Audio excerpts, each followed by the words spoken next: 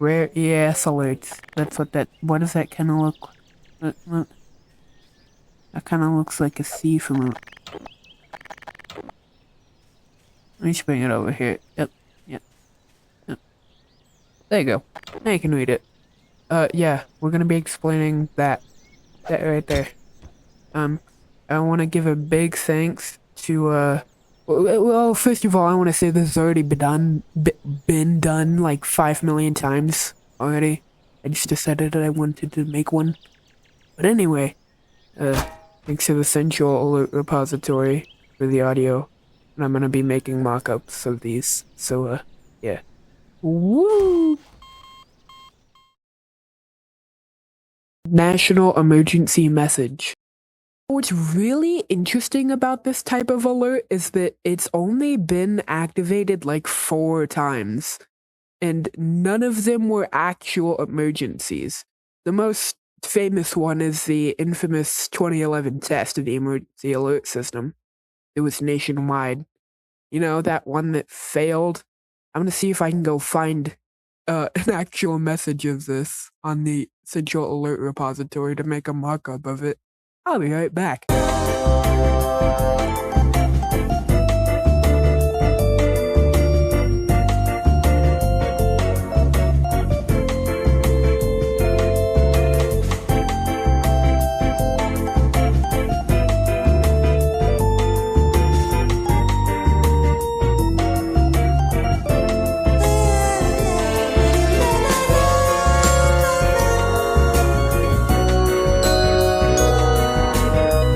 No. Yep. Nothing was archived that far back. So I'll leave you with the 2011 test.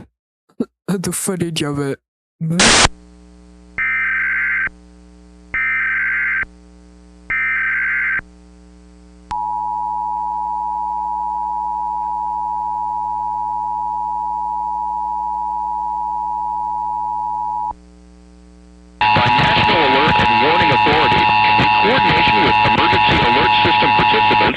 Broadcast, cable, satellite, and wireline participants in your area.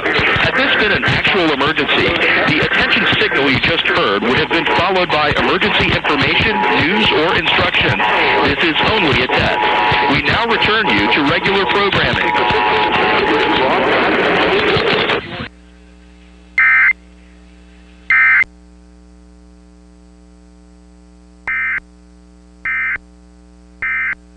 Bro was actually using an Xbox 360 mic. What the fuck was that?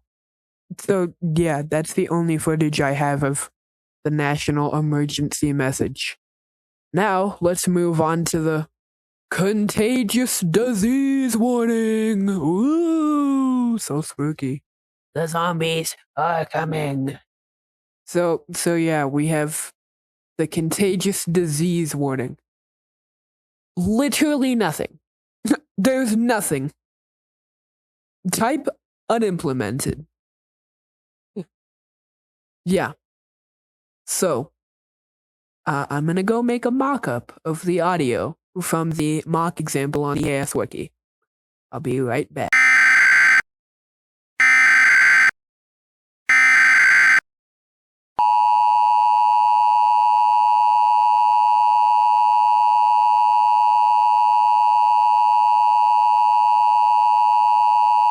The following message is transmitted at the request of the Centers for Disease Control. An unidentified virus is currently spreading throughout the city of Milwaukee and in nearby areas. Symptoms of this unidentified virus include the following: nausea, vomiting, sore throat, headache, high fever, lightheadedness, and loss of consciousness. If you are experiencing one or more of these symptoms, dial 911 or go to the nearest hospital immediately. Stay tuned to this station or other media outlets for further information.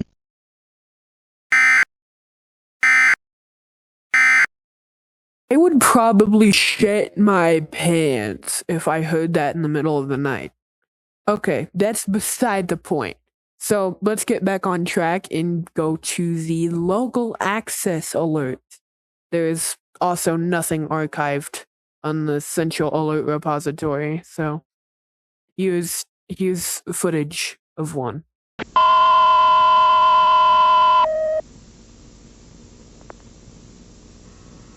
This is a weather bulletin from the St. Joseph's Communications Center.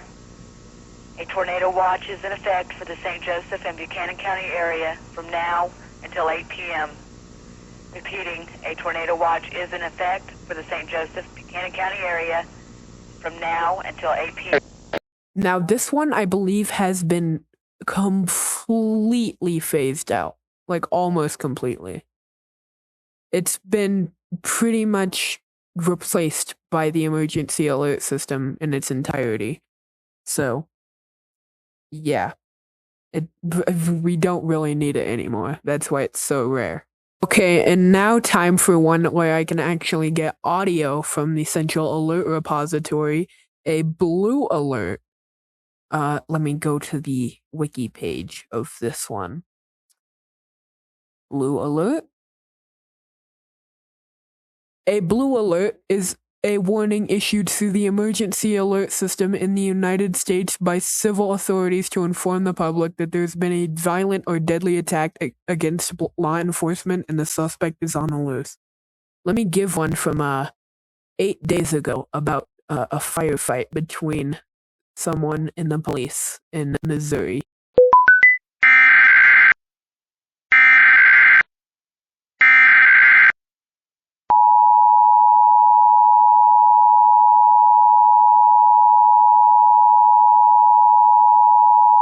Wanted for imminent and credible threat to kill or seriously injure law enforcement officer on Sunday, May 17, 2026 at 2:10 a.m. at Caruthersville, Missouri. Suspect 1, Zachary Rance Walker, is a white male, age 42, 5 feet 9 inches tall, 180 pounds, has partially gray hair and blue eyes. Last seen wearing a navy t-shirt with a graphic design, dark-colored shorts, and black lace-up boots. Suspect is covered in tattoos and has possible gunshot wounds. Known to be armed with a rifle and handgun.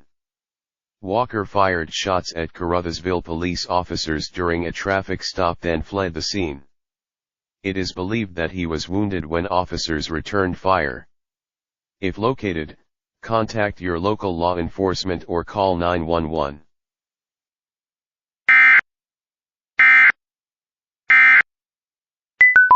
Here's another one. This one's strange because it's for the entire state of Tennessee, but it uses like a bunch of different locations instead of just the state of Tennessee.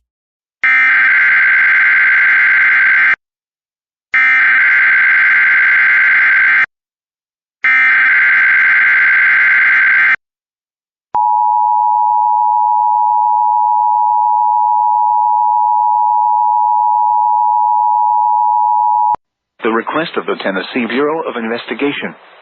A statewide blue alert has been issued for Daniel Maxwell. Maxwell is wanted by the Tennessee Bureau of Investigation in the Memphis Police Department for criminal attempted first-degree murder of a Memphis police officer. He was last seen wearing dark clothing and an orange and green reflective vest. He is considered armed and dangerous. If you have any information concerning the whereabouts of Daniel Maxwell, please call the Tennessee Bureau of Investigation at 1-800-TRACE-BIFIND or the Memphis Police Department at 9015282274.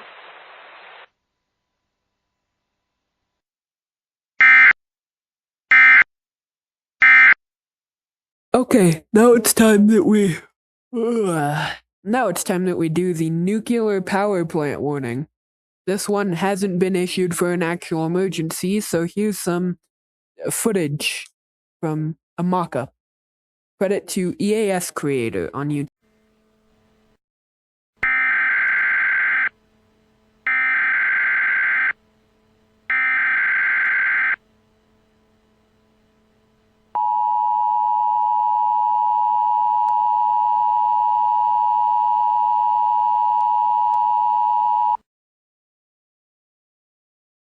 The following message is transmitted at the request of local authorities. At 11:53 p.m. Eastern Daylight Time, a bus crashed into the St. Lucie nuclear power plant, causing significant damage and a failure as a result. An immediate evacuation order has been issued for all residents within a 15-mile radius of the plant. Make sure you bring an emergency supply of food, water, clothing, a first aid kit, flashlights with extra batteries, and a battery-powered radio. Follow local evacuation routes which have been marked by local authorities, and only use one vehicle. Do not return to the warning area until the all-clear has been given. If you are not in the evacuation zone, stay where you are. Do not use the telephones or cell phones except for emergencies. Stay tuned to local news media outlets for further details and information on this situation.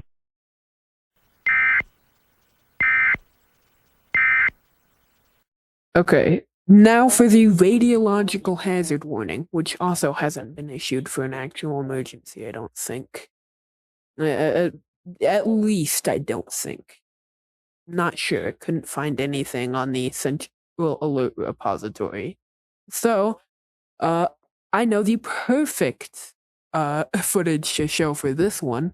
It's the Mr. GERDE hackings, where someone hacked the EAS and started playing like rap songs and telling people to subscribe to Vine Sauce on Twitch.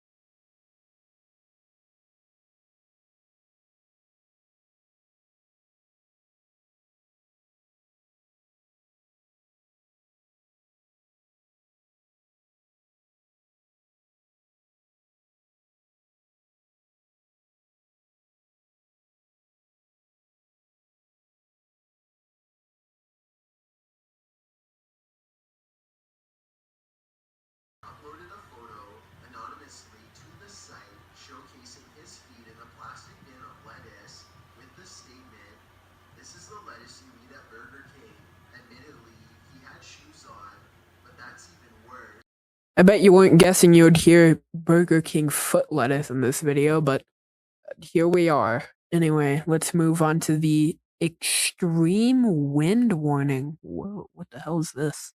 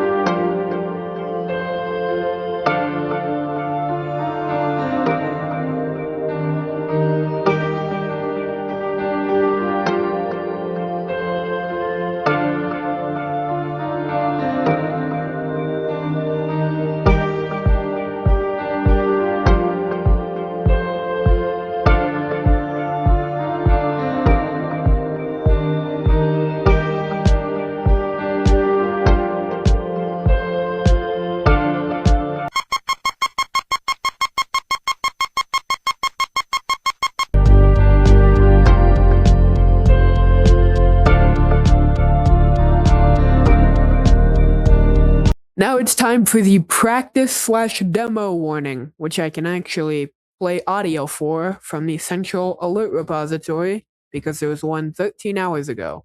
Let me go ahead and play that for you.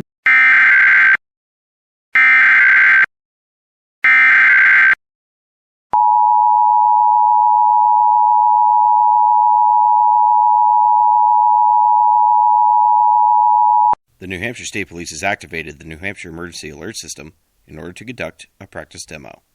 This concludes this test of the New Hampshire Emergency Alert System.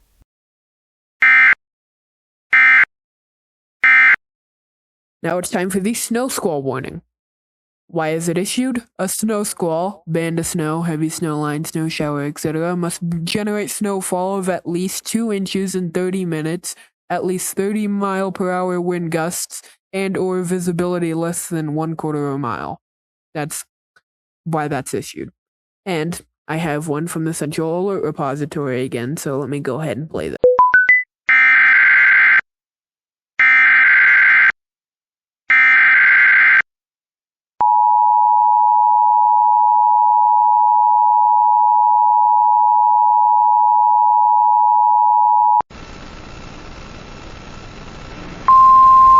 The National Weather Service in Duluth, Minnesota has issued a snow squall warning for Itasca County in north-central Minnesota, northeastern Cass County in north-central Minnesota, southeastern Cushiting County in north-central Minnesota, northwestern St. Louis County in northeastern Minnesota, until noon Central Daylight Time.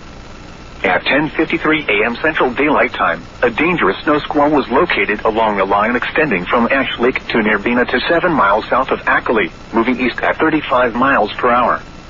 Expected hazards include intense bursts of heavy snow, gusty winds leading to blowing snow and visibility rapidly falling to less than 1/4 mile. Wind gusts up to 20 miles per hour. Source: radar and webcams. The following impacts are expected. Travel will become difficult and potentially dangerous within minutes. Snow squall will affect U.S. Highway 2 and U.S. Highway 53. Locations impacted include Hibbing, Grand Rapids, Cohasset, Coleraine, Nashwauk, Deer River, Cook, Marseille, Big Fork, Taconite, Net Lake, Orr, Big Falls, Meadowbrook, North Home, Ash Lake, Cabotogama, Effie, Bena, and Squaw Lake. Reduce speed and turn on headlights. During snow squalls, the visibility may suddenly drop to near zero in whiteout conditions. Repeating, a snow squall warning has been issued until noon Central Daylight Time for the following counties in Minnesota: Cass, Itasca, Cushiting, and St. Louis.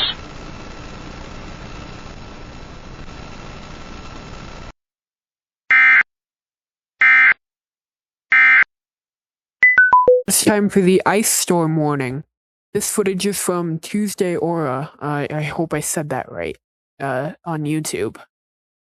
This guy has a bunch of weather radios, like those massive setups of like 500 weather radios that just are saying the forecast on repeat. I could never have one of these. I'd get way too annoyed of it. Like, the cool alerts I capture would outweigh, not outweigh the annoyance I would have of the forecast being on repeat for 24 hours a day. So yeah. Here we go. Precipitation 80%.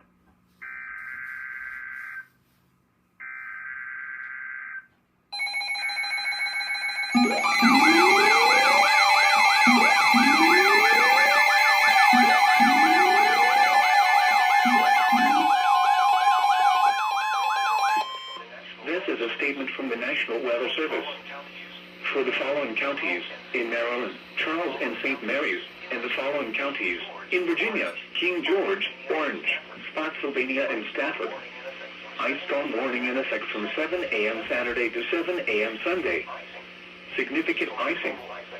Storm total ice accumulations of around 1/4 inch. The areas affected include portions of southern Maryland and north central Virginia. The hazardous weather conditions are expected from 7 a.m. Saturday to 7 a.m. Sunday. Impacts, power outages, and tree damage are likely due to the ice. Travel could be nearly impossible. Additional details. Even a small amount of ice on untreated surfaces can make travel treacherous. Travel is strongly discouraged. If you must travel, keep an extra flashlight, food and water in your vehicle in case of an emergency. Prepare for possible power outages. When venturing outside, watch your first few steps taken on steps, sidewalks, and driveways, which could be icy and slippery, increasing your risk of a fall and injury.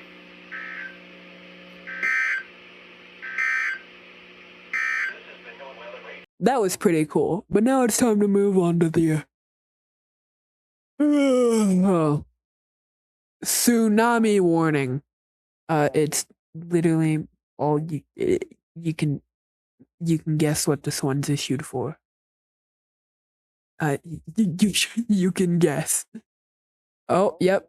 I found some on the Central Alert repository. I'm gonna go play that one for you now.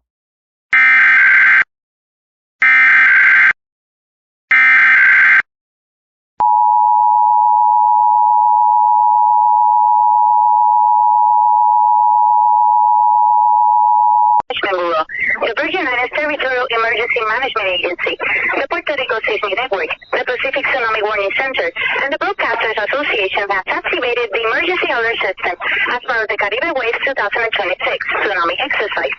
In case of a real tsunami emergency, this will be one of the ways that you will be notified if a tsunami warning has been issued for Puerto Rico and the Virgin Islands. This is only a test, this is not a real situation.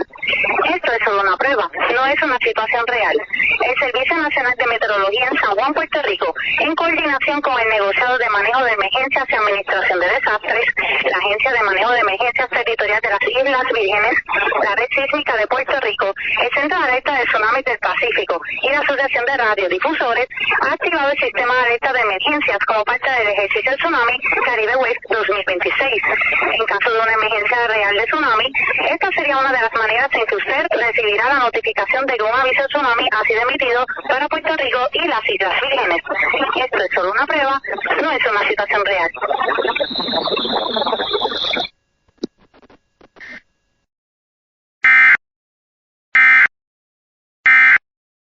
I want you to note that I'm pretty sure you heard it, but just in case you didn't understand the accent of the lady speaking, that was only a practice, a test.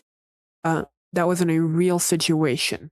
There are some real tsunami warnings. I do see some, but they are civil danger warnings instead of actual tsunami warnings. But anyways, let's go on to the law enforcement warning. There's actually two ways the law enforcement warning is used. One for the actual warning and one for the all clear signal. Now this one has basically just been phased out by local area emergencies, which are actually still being used. I notice this now. Civil emergency messages or civil danger warnings and shelter in place warnings. Law enforcement warning has been pretty much replaced. The alert you're about to hear is the one that tells you to shelter in place, and the one after is the all clear.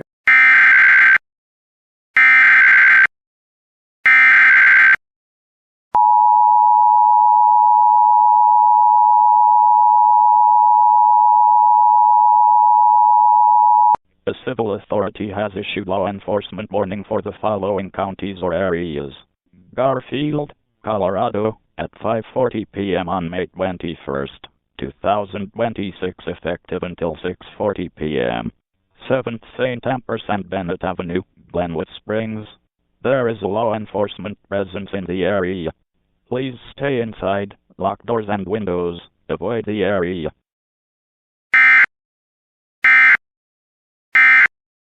This is an urgent alert. Please stand by. The following tones will activate the emergency alert system.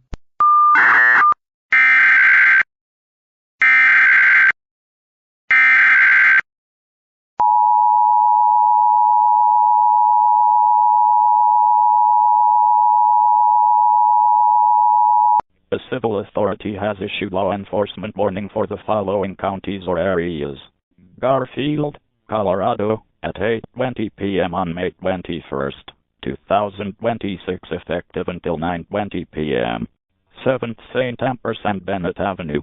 The area is now clear, and residents can resume normal activity.